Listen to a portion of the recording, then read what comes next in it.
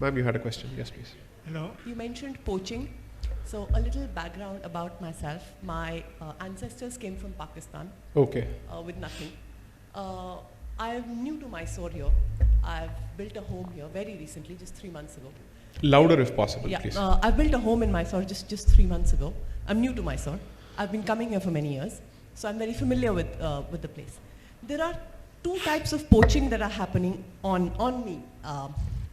One, when I built the home, what you said about what is the Muslim community doing right. I went to buy tiles. Along with the tiles came the plumber of the same community. Along with that came the electrician of the same community. Along with that came the painter of the same community, the cleaner, everybody, the carpenter, exact same. One after the other. And I was like, what is this? It took me a while to understand what is happening. So all the economics got centered with one community. Correct. Right? Which is something. And those economics which you can't lead your life without. No, you can't lead your life without. Correct. And these are the people who came who had no problem cleaning the bathrooms, who had no problem cleaning the place, who had no problem with any kind of work, and it went on, right?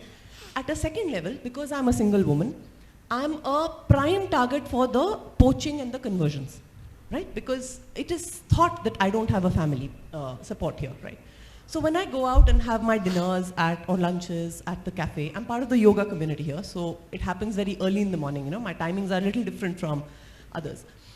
So we don't realize this, but there is in Mysore a field force in action, like a FMCG sales force conversion. Correct. Right?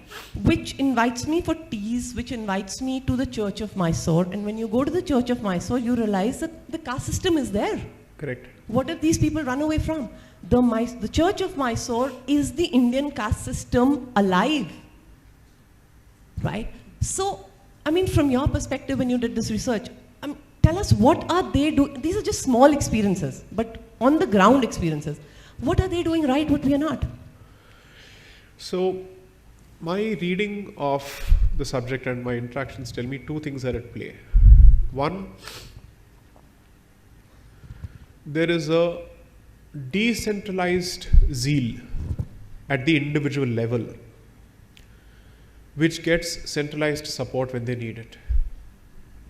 Which means the individual is a practicing member of his community, and should he choose to do something in the name of the community for the community, he will always find backers to support that initiative at every level, from the bricklayer to the lawyer. So there is a church in Delhi which conducts annual sessions for young lawyers to identify the best of talent. And their grooming for their career path is assured by the institution, as long as they take up causes for the community. That is not limited to that particular community alone. Scholarships and awards and whatnot are. Now, it's not as if the caste identity is absent there, as you rightly said.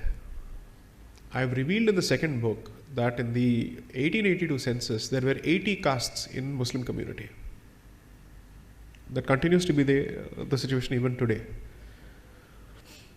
Brahmins might marry non-Brahmins. Ashrafs won't marry non-Ashrafs. That's the reality. They take it very seriously because the Arab blood and purity needs to be preserved. They'll not intermingle or mix it with anybody else. That's why I say that every time we say caste, get your facts and history right. As long as a human society exists, diversity of thought, whether it's within the Christian denomination or the Muslim denomination or the Hindu sampradaya, will continue to exist. What they have successfully done is to identify who is the outsider and who is the insider to the larger identity. And that's where you wallow and beat around the bush. You're not asking for anything that's unconstitutional. You are saying, my institutions for my people, that's it. It was so difficult to convince people from the Hindu community that why should non-Muslim members benefit from the tenders being given for temple festivals? Why can't I even ask for exclusivity in those institutions which belong to my community? It's not for the municipal corporation. This is for temples. You don't know where to be broad-minded, you don't know where to be clear. You constantly wallow in this Udarvadi nonsense.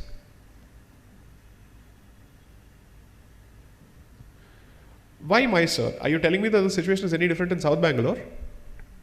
No, it's not. Plus, there is the other critical component that there is a growing elitism in the Hindu community where certain jobs have been given up. And it's not even as if they're succeeding at better jobs.